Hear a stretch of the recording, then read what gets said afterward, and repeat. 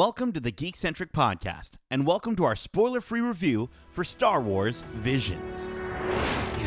I am one with the Force, and the Force is with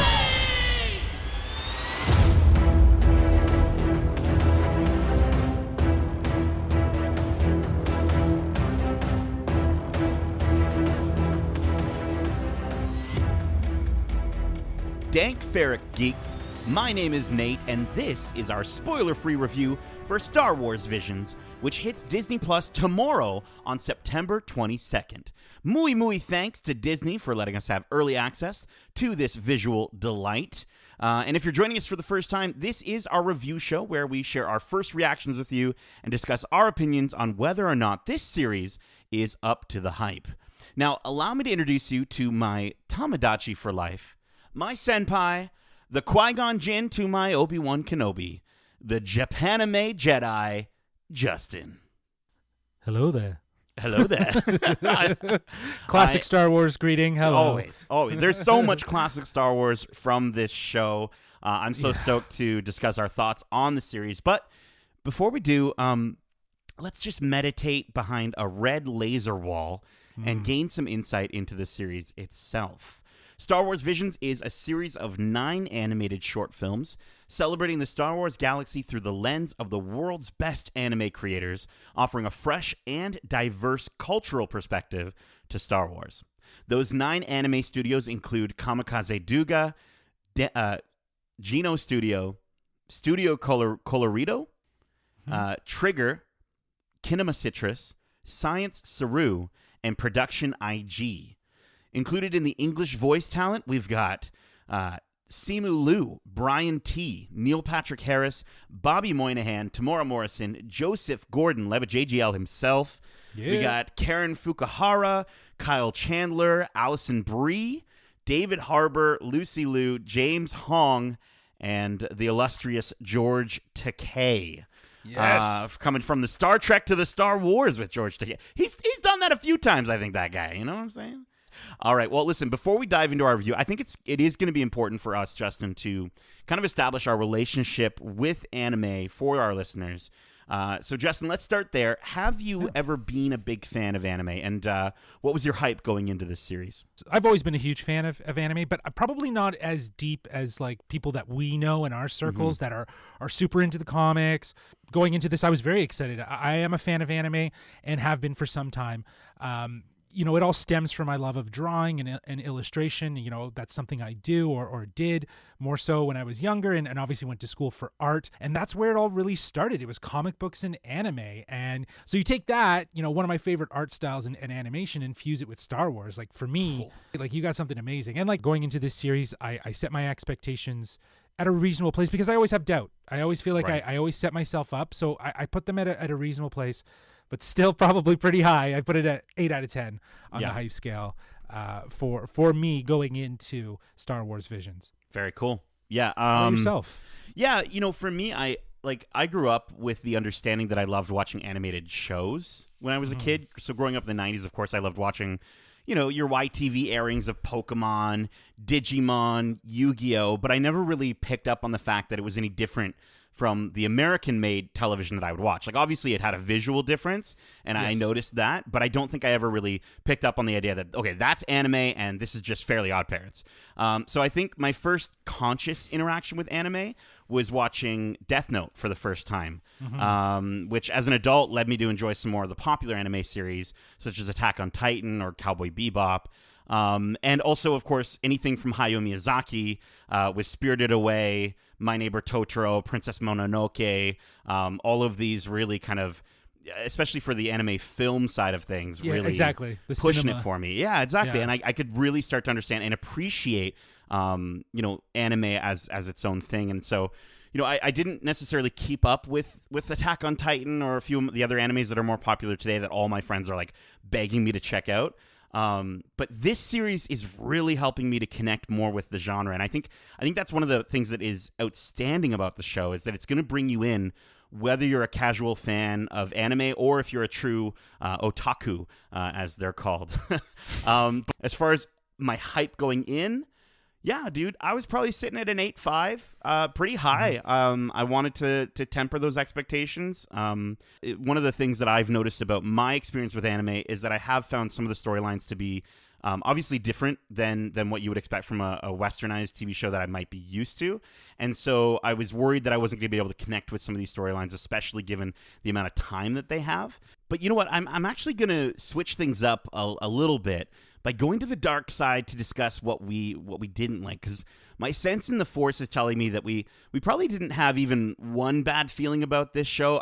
But there was just something for me that I think could have been a little bit better. So before we gush over all the things that we love for the remainder of the podcast, spoiler warning, I wanted to mention, to help set some expectations from a story perspective, which is that I did find the pacing of each episode off. I think while they did such a great job of introducing to each character, each for all the fresh perspectives on such a wonderful universe, I think almost all the episodes could have been a touch longer. And I think a lot of them sort of rush to the finish line where you're going to be sort of wishing that you had a little more lead up, right? I mean, at the same time, what they give you at the end of the episode is so hype. Like, I got chills every single time with like fist pumping in the air moments with characters and storylines that I didn't know existed, 8 minutes prior. But I think that's, from a negative standpoint, that's about the only thing I can think of, is that I did want a little bit more in the middle to sort of make it even more rewarding when we got to those end segments. And for me, I felt like maybe a 25-minute episode instead of a 13-minute episode could have just helped these short stories, live and sort of breathe a little bit more before we got to the high-octane action at the end. I don't know, Justin. Do you think it's an anime thing that I gotta ask. I gotta ask. Yeah. I gotta ask. Is it never enough for you?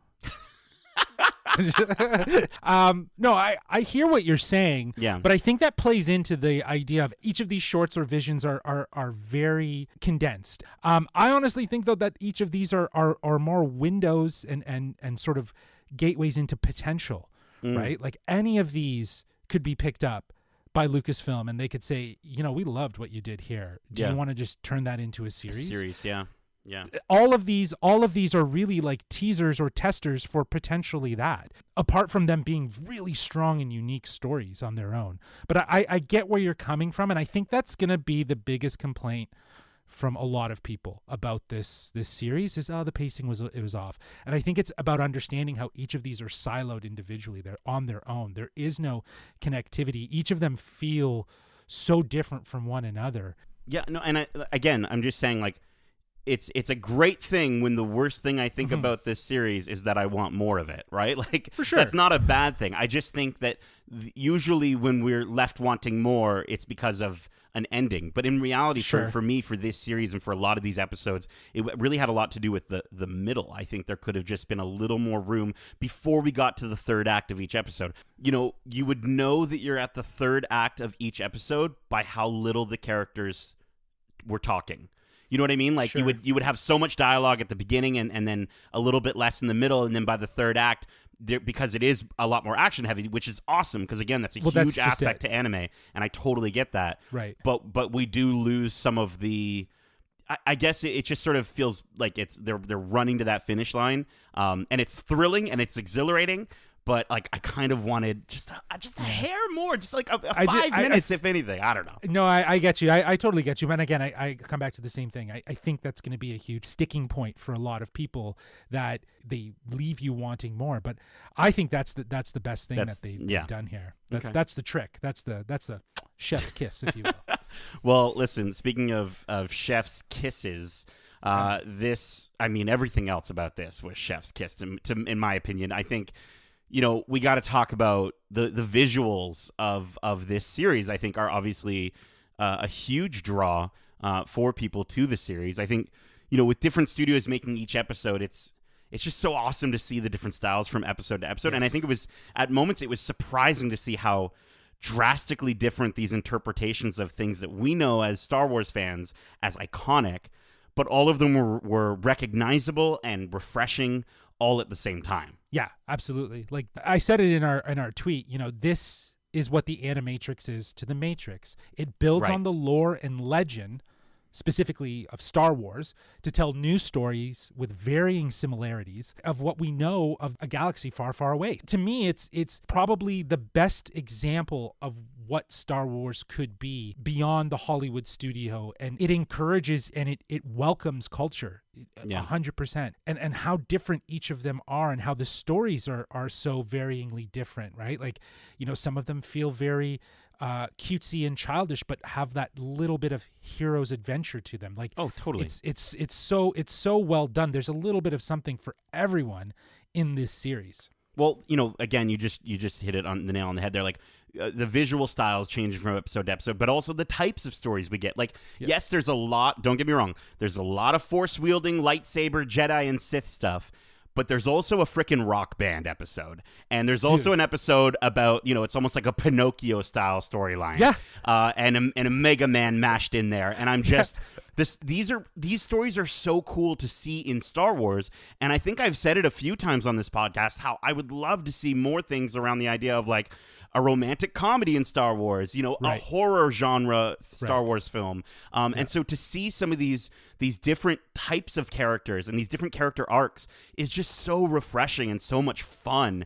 And I freaking adored some of the stories, like the Rock Band episode, that storyline was incredible, and just such a cool idea to kind of tell a different story in this galaxy. Like, honestly, you got to imagine people like Filoni and Favreau, who are Star Wars nerds, and I'm sure are somewhat anime nerds, are watching this and just thinking, like, the absolute potential of where they could go with this. Oh, for sure. And I mean, yeah, that episode is called Tatooine Rhapsody. Tatooine Rhapsody, which is exactly. So perfect. That one was done by Studio Colorido.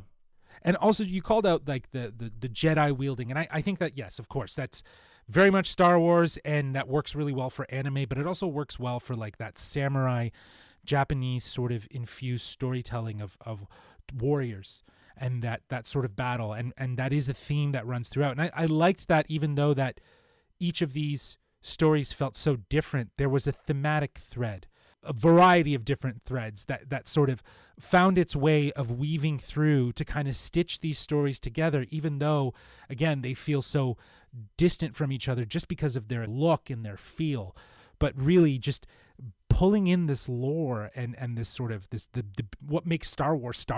Right. I think each episode. One of the main things that they sort of focused on, I guess, as a through point for every episode was the rule of two. Right? The Master and the Padawan in every single episode. But the ways that they played with that and the ways that they sort of shifted things up and changed things. Let's get back to some of those visual styles. You know, each episode has obviously a very distinct style. Some of them I think only a couple of them are done.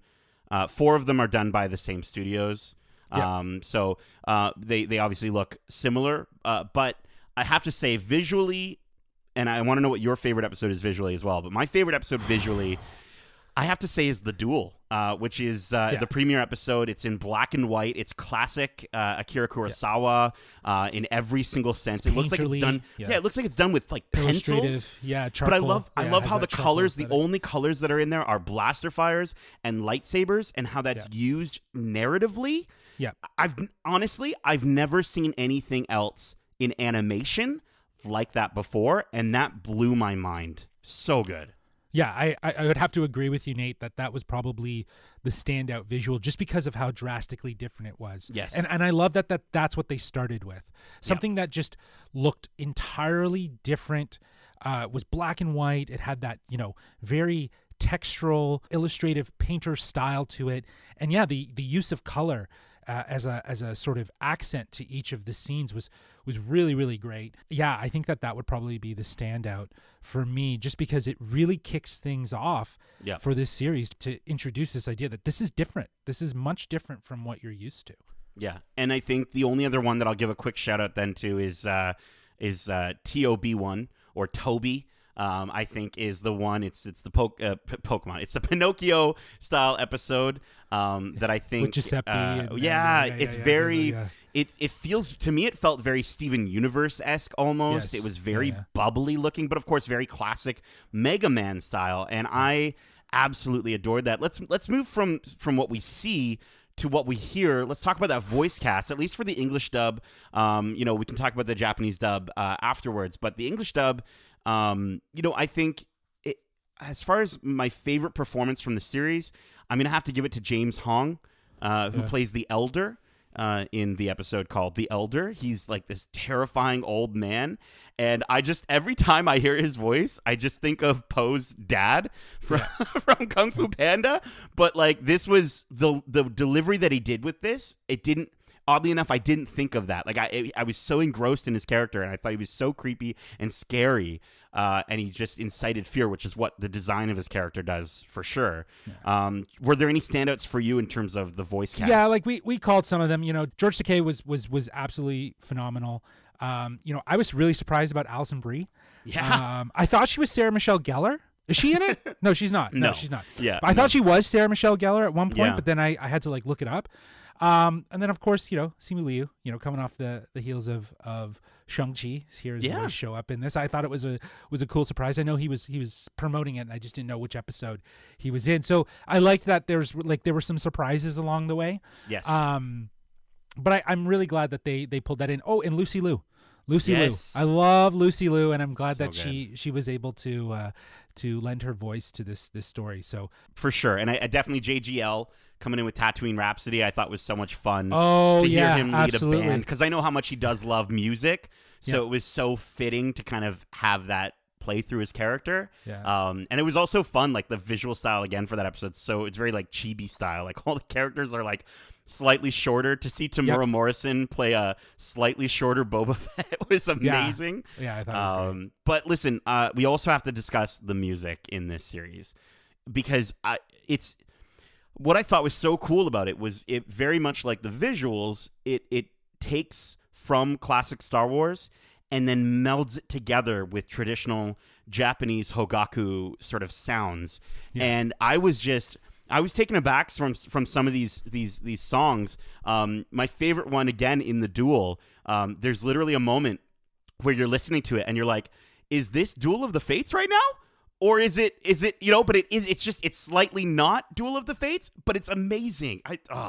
There's a couple instances where I forgot that the score was not a John Williams score. Right? Like, they did a really good job at trying to capture John Williams' score in these new stories to really feel like they were connected. The music at times was such a reminder for me of feeling like Star Wars. And it was in the Duel that I really stood out.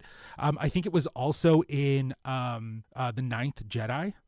Yes. They found such a great way to pull from that Star Wars lore, from the sound effects to the score, and really just implement it in here so that it feels like that. Even, you know, you calling out the fact that, you know, Tamora Morris lends his voice as Boba Fett, right? Like, the fact that he's in this, you know, only allows it to feel that much more connected to the Star Wars that we know and love. Yeah, dude. Right? It doesn't distance itself, right? So, which means it could be part of canon. Who knows? I don't know about that. I don't know. Tatooine Rhapsody could become part of canon. You never know. Maybe. I mean, there's Trust me, definitely you'll be clamoring for like some live action, like, oh, wouldn't it be great if like the Tatooine Rhapsody band was like in the background? That would be pretty cool. Don't get me wrong, but I mean, I do think that there's definitely some things that are very anime that we'll get into maybe in our spoiler-filled discussion that we have about the series, which we are planning on doing, so we can talk about the episodes in detail, talk about our favorite moments within each episodes,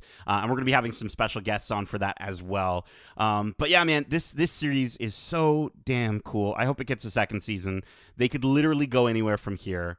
But yeah, man, I think that's about it. Are you ready to maybe wrap up and just give the final words and maybe find out if this series lives?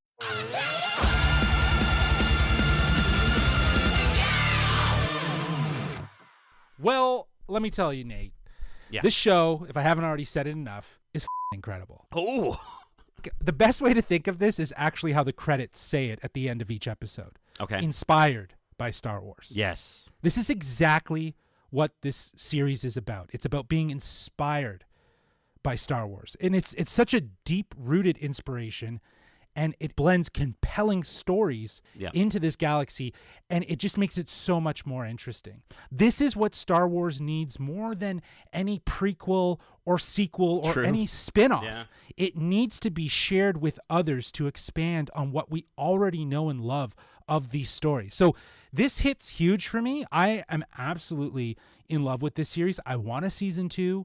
I would love to see them kind of maybe take some of these stories and either do more of an animated feature with it, something. I think that there is room for these series to live on in a very, very influential way with the future of Star Wars. So yeah, I'm going to give it a 10 out of 10. Like it hit that hype scale. It skyrocketed. If you're a Star Wars fan, you should enjoy this, even if you're not an anime fan. But you will appreciate anime and that aesthetic so much more after you see this. Absolutely. If you haven't, for whatever Absolutely. reason, not checked out anime in any way. So yeah, solid work from Lucasfilm. I want to see more. Keep doing it. Totally. And I think, there's a novel coming out, Star Wars Visions Ronin, which is a Visions novel. It's done by Emma Maiko Candon, and it's going to be continuing the storyline of the main character of the duel. So Sweet. if you want to continue that story that way through a novel, you can totally do that. I'm hoping they do like a graphic novel. I think would be really cool. Comic books would be amazing. I'd be totally down to continue any of these stories. Yeah, because honestly, this show, like what you said, it exemplifies the amount of creativity we can still have in this galaxy when you put it in the hands of people outside of the incredibly talented team at Lucasfilm, right? Yes.